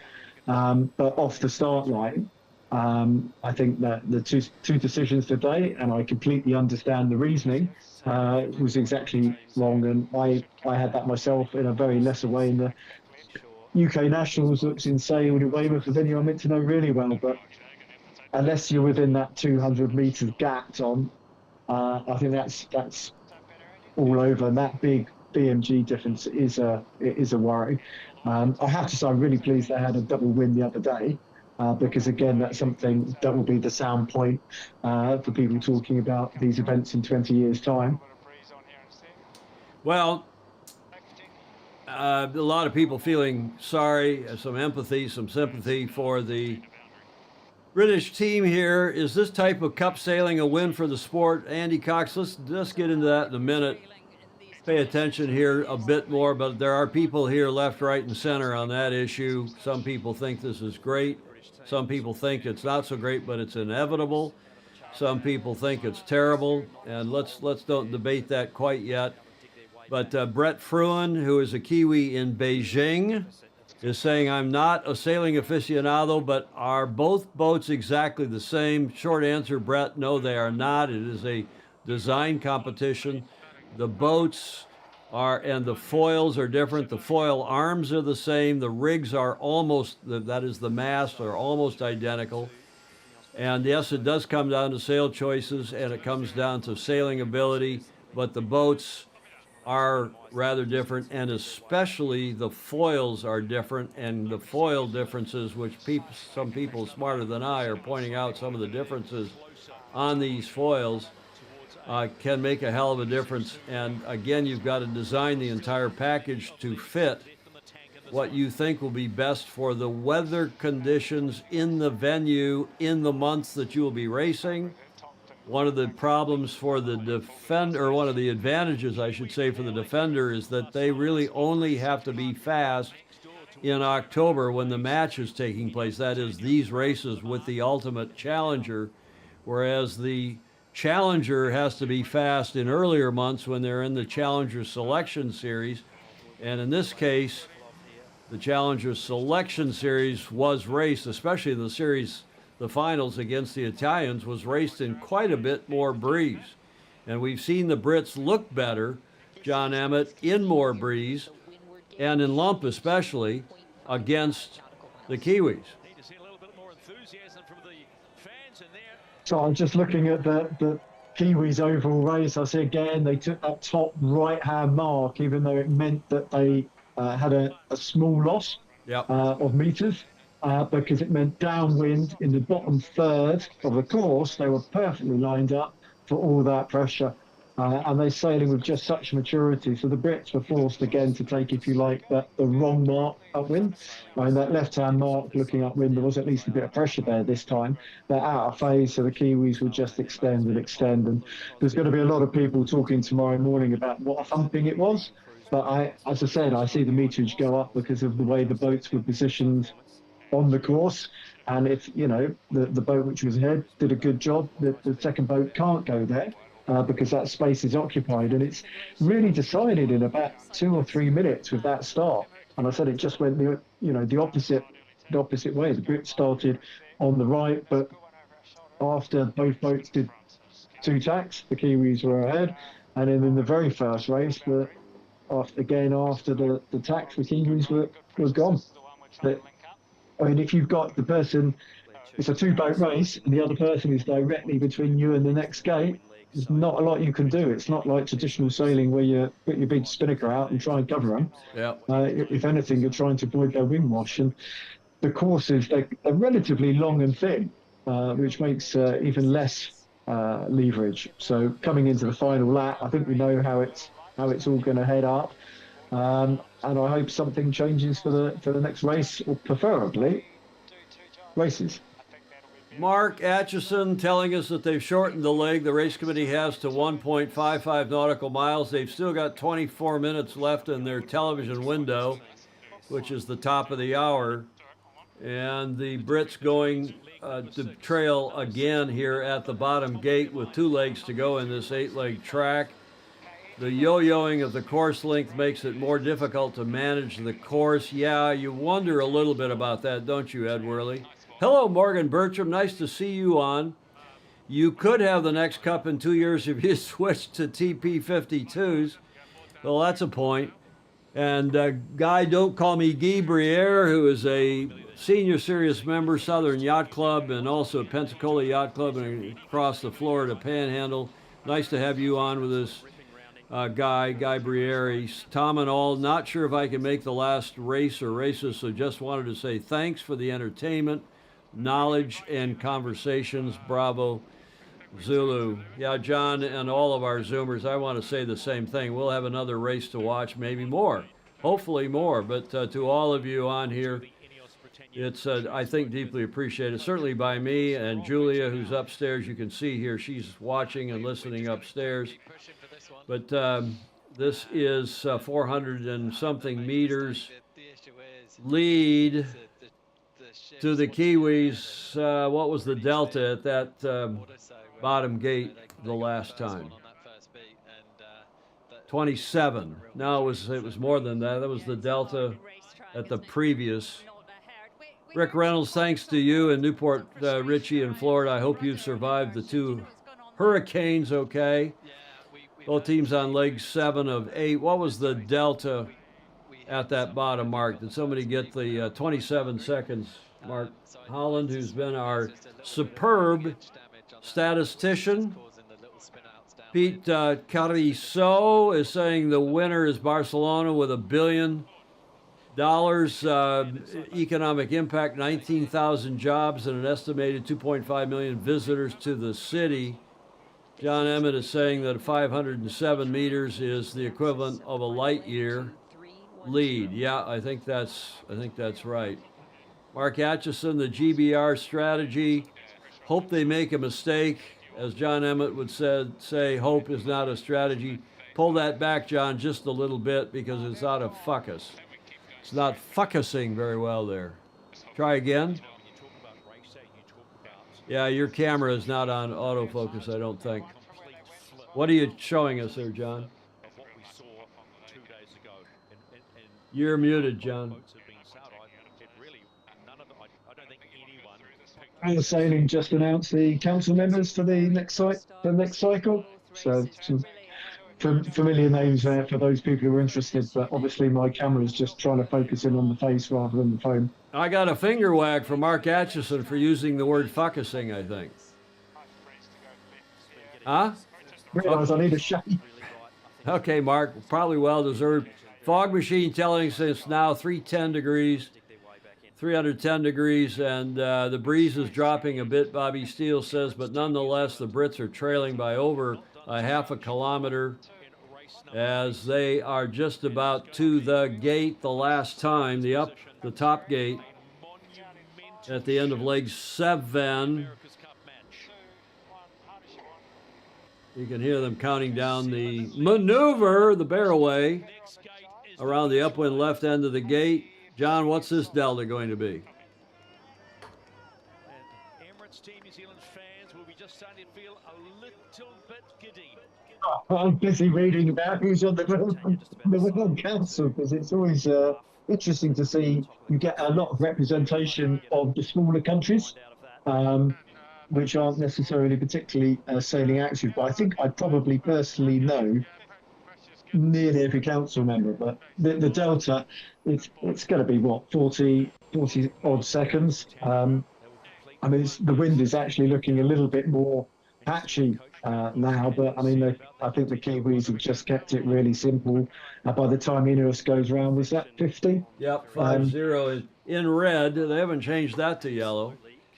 You need to sort them out the other day. Thank you, Theo Smith. The yellow was much easier to read, but you know the race is over. I mean, we can all be honest about this. Bar dolphins on the course or whatever it is. That's that's the end of today's racing.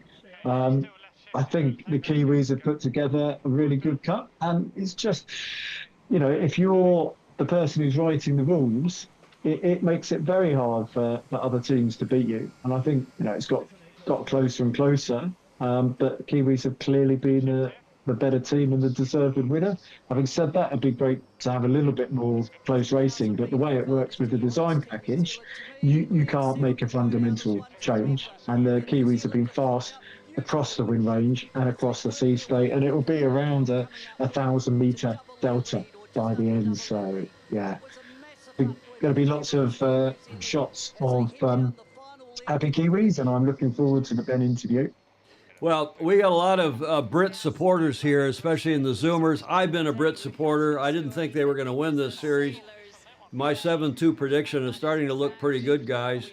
But that notwithstanding, Chris Fury is here, and he's saying he is loving this, and I'm sure all the Kiwi fans are. Most of the Kiwi fans are loving this. He's a resident in Australia. But, Chris, nice to have you on our regular Tuesday and Friday shows as well. We're not going to do a Friday show this afternoon. I'm just tuckered out. We've had too much going on, and we're going to be at this again tomorrow morning as we watch the Brits. The Kiwis come into the finish for the last time today, and maybe the penultimate time. If they win a race tomorrow, it will be over, because they are now, that is the Kiwis, are on match point. Guy DeBoer, or is it Guy DeBoer, he is saying, I'm trying very hard to enjoy the AC series. However, the designs favor the leader upwind and down. The trailing boat virtually has little, if no, chance to pass. It's almost like the series should be the best of 21 races that are finished at only leg one, upwind finish. The speeds are great, but on TV you cannot really tell. It's crazy to believe the race outcome is decided after only 30 seconds of sailing.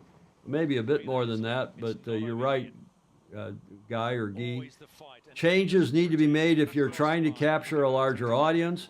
I don't even believe real sailors care about this event, much less the rest of the world. And yeah, I think that there's a lot of truth in what you say. And again, over last night, at St. Francis Yacht Club, I was in a meeting over there for a couple hours and had a non-alcohol beer in the bar afterwards. And people will politely ask me, people who are senior serious racing sailors, leaders of the club, even commodores and vice commodores and so on, past commodores, they'll say, hey, what's going on in the cup? Because they're A, not following it, and B, frankly, as Ted Turner's favorite movie is the famous line, frankly, they don't give a damn. So we're seeing the okay, let's see the interview here. Should we listen? They've got 17 minutes, 16 minutes of TV time left. All clear, Kelly. Pistol Pete Burling. Sorry guys, back with you. Yeah, really nice to bounce back from a few mistakes the other day and put a couple of solid races on the board. Obviously completely different conditions to anything which we've raced in so far, and it was just awesome. Nice work, Pete. It looked like a fantastic day. How much were you enjoying that? How much? How much were you enjoying that? Well, Jesus, Shirley, he's enjoying it a lot. Final delta, New Zealand, 55 seconds. Gordon, you want to start? Yeah, I would like to use a little bit of an English understatement and say, well, that's not an ideal result. Um, I I don't really enjoy the negative comments about, oh, these boats aren't like this. Or I'm sorry, it's nobody's business. This is a private bet, and it's a challenge, and it's who's going to predominate in the challenge. And I'm enjoying the challenge. I like the fact that the holders get to set the conditions and the others have to work it out. I think that's actually the essence of what we're watching, and so I enjoy it. And I enjoy J class and older boats and things. You know, I really enjoy them, but this is a very particular challenge, and I enjoy it for what it is. Fair enough. Appreciate that. Ed Worley, do you want to wrap up your view here for the day? We've got one race at least left, hopefully more. Yeah, I think it was a very good race. But again, it's very hard for the trailing boat to get around him. But the commentary I would make is that the defender doesn't get to choose everything. People keep forgetting what the deed of gift says. If the challenger of record doesn't agree with the style of the boat or the race course, they have to have mutual agreement. Yeah, but here's the problem with that, Ed. And I having been in that movie now for 45 years, both on the challenger side and the defender side, and doing these deals. I mean, that was my job in the Cup, was as the Minister of External Affairs, dealing with other teams when it came to challenger record function, specifically writing that deal. I mean, Hamish Ross has been also involved in that. But at the end of the day, the defender has a lot of power, because they say to the prospective challenger of record, if you want to be our COR, here's the deal. ... and ... Do you agree to that? Yeah, we'll work out some changes to the class rule. And the part of the problem has been, I'm sorry to be critical, but the Royal Yacht Squadron has not, and I know this from talking to all the other teams, has not been the strongest advocate, has not been the toughest challenger of record in the history of the Cup. But really, to be fair, you're absolutely right about the deed of gift, and what's going on now is not really what was envisioned, I think, by the drafters of the deed back in 1852 through 7. Well, why did the Royal Yacht Squadron even agree to let the Team New Zealand sail in the Challenger trials? I think that was, again, part of the deal going into it. And if they could not get the Royal Yacht Squadron to agree to A, B, C, D, and E, and some others, I mean, there's actually a draft document already in the hands, already for next time, that's already in the hands of the next challenger record, which we hear is going to be the Royal Yacht Squadron if the Kiwis win. That document is there, and tomorrow, now that they're on match point, a representative of the challenger of record will be on the yacht, somebody's boat, a Kiwi supporter's boat, or somewhere with the Kiwi Commodore, or at least a representative of the Royal New Zealand Yacht Squadron, and they will actually sign the deal right then and there. They'll turn off the fax machines, turn off the email, so no one else can try to get a rogue challenge in ahead of time of whoever this next challenger of record is going to be, which by all accounts is going to again be the Royal Yacht Squadron. So the deal's basically already been drafted and agreed, including to quite some great detail. So you know that too. I mean, you know that. But the question is the first challenger for the next Cup. You know, if it's a Royal Yacht Squadron, they're not bound. I mean, they could go into some arbitration. Well, but, that's a good point, and that apropos my point a minute ago, Ed, that even though you're kind of tied up here now in a draft protocol, in a memorandum, as New York Yacht Club used to call it, but it's really a memorandum of intentions. You then got to grow a pair and go after the defender on behalf of all the challenge. Now, maybe the Royal Yacht Squadron, with the experience of this Cup behind them, assuming we're talking prospectively, then maybe they will have a little more gumption, to use a good Southern American word, going forward. I want to get to some other comments. Thank you for that, Ed. I think a good point that Julia always makes is to please go back and read the comments. And there are hundreds of comments again today, and I think we've already had over 1,000 views. And by the way, when YouTube knocks us off the air, they do not give us a copyright strike. because we're not monetizing our YouTube. And I will then go file a protest if they do try to do something. And every time I filed a protest is the wrong word, but if I dispute it, if they do say take us off the air on YouTube after this feed, where we're on the air right now, every time I have disputed it under fair use, news value, educational, nonprofit, they've come back and said, oh, it's fine. And you'll see that's why all of our previous watch parties are still up on YouTube. So I don't know today why we got knocked off briefly, temporarily. It's probably because we were playing a video that has been copyrighted by, maybe the J class. I don't know. But do go back and read the comments. And there's a comment here from Mark Atchison to you, John Emmett. I just wanted you to see this. If I know you're reading the comments as well. John Emmett, if you won't be with us tomorrow, let me take this chance to say thank you for your insights and commentary. John, I think I'd echo that in Very spades. kind. That's very kind. I mean, I just saw the statistics flash up, and as I said, part of that's to do with course management. But a VMG advantage of over a knot, that's a pretty big deal. So you think they are faster? The Kiwis just are playing faster, which makes you look smarter, which gives you freedom to get your elbows out, yada yada. I think it's 6 of one and half dozen of the other. The Kiwis controlled the start. I do understand why Ben started the way they did in the first race.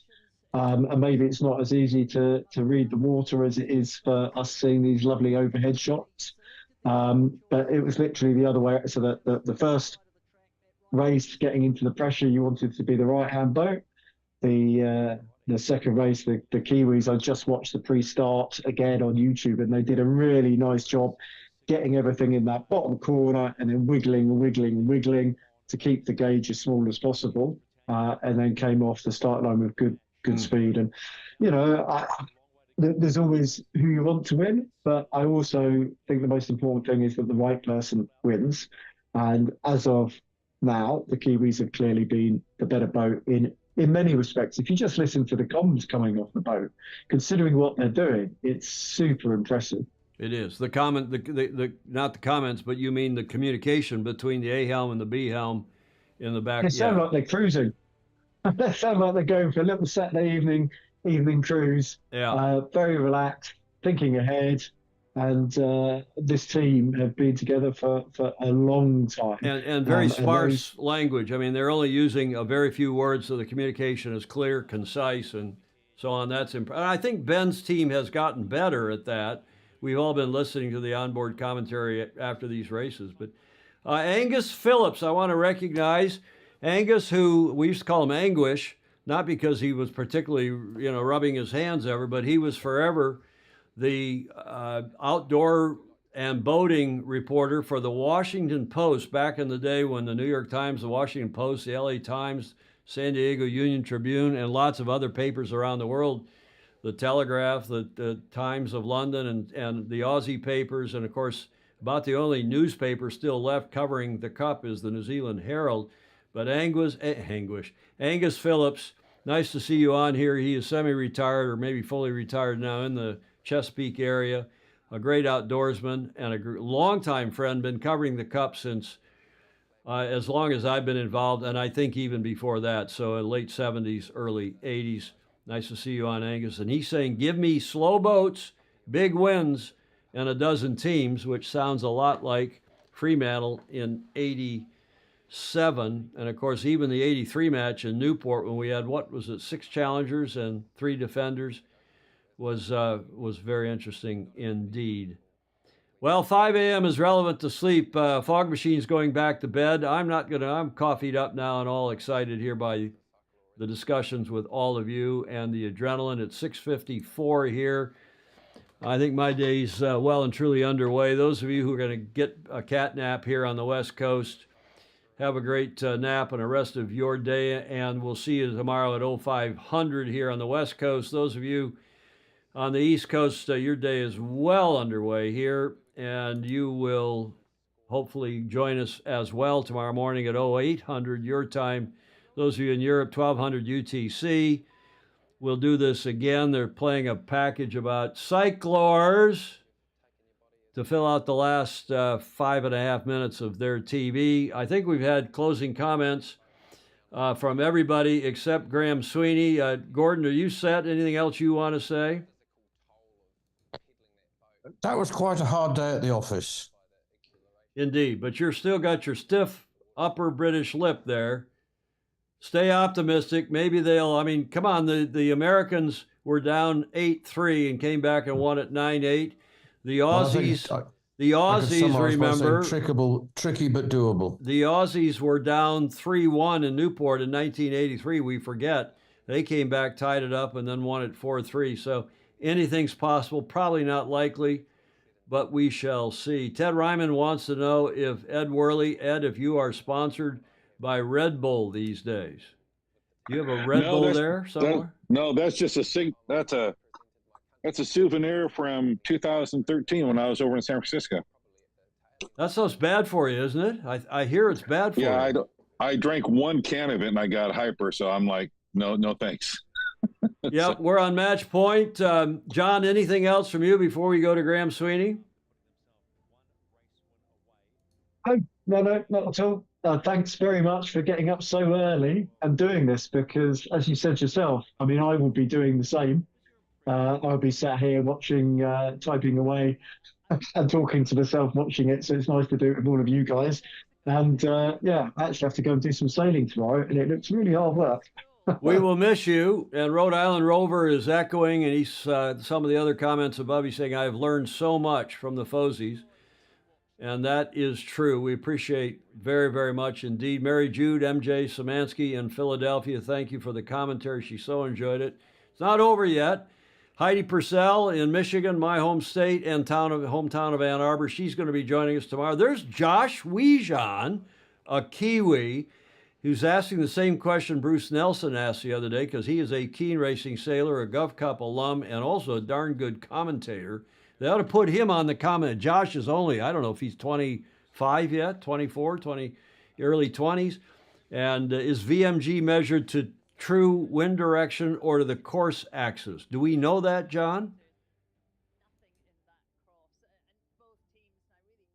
VMG. I believe it's been done on the basis of course access. I think so. But I'm not sure. Are you?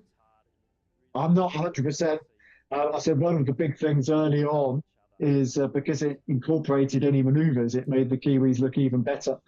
So I was looking at both metrics, but the Kiwis were just better full stop today, and that was reflected in the result. It was indeed. Josh, nice to see you on. Brett Hailstone, who is a Kiwi in the Hauraki Gulf. I always loved the way Peter Montgomery, with PJ, pronounced the Hauraki Gulf. I learned it. That's not probably as the proper pronunciation, but we miss PJ. Peter Montgomery, who was also a colleague of Angus Phillips and mine way back. And Brett is saying, back to business as usual. I assume you reversed your opinion, Tom, that New Zealand would not defend the Cup in Barcelona. I don't think they will defend it in Barcelona, Brett. I've read all the articles, and I saw what Mr. Denora said in the Italian papers. I think it is headed, if not to the KSA, the Kingdom of Saudi Arabia, to either Bahrain or Abu Dhabi, or we'll see. I don't think, by the way, that it's a very good venue in Barcelona. I mean, witness what we're seeing here, wind conditions up and down. Angus Phillips, great job. Thanks for the shout-out. Well, thanks to you, sir. John Sangmeister down in SoCal.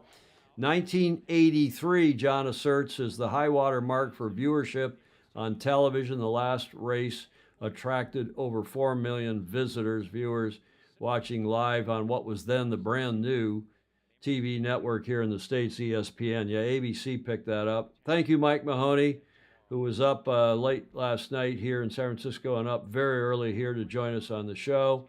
Ted Ryman, Bobby Steele. Bobby's saying only 4 to 6 knots tomorrow. Yeah, the forecasts are light for tomorrow, so maybe there won't be any racing tomorrow. We shall see. But it ain't over till it's over.